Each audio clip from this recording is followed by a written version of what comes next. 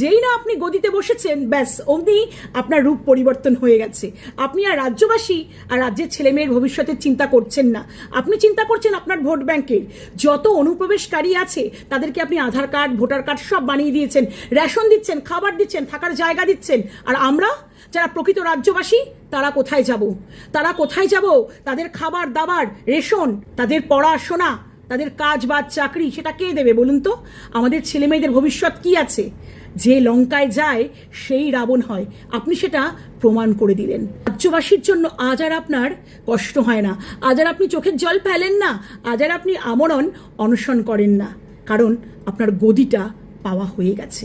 কিন্তু মনে রাখবেন মাননীয়া, যা আপনি পেয়েছেন সেটা বজায় রাখতে গেলে আপনাকে কিন্তু আমাদের কথা ভাবতে হবে। আমাদের যদি কোনো ভবিষ্যৎ না থাকে এই রাজ্যে, তাহলে মনে রাখবেন মাননীয়া, আপনারও কিন্তু কোনো ভবিষ্যৎ থাকবে না।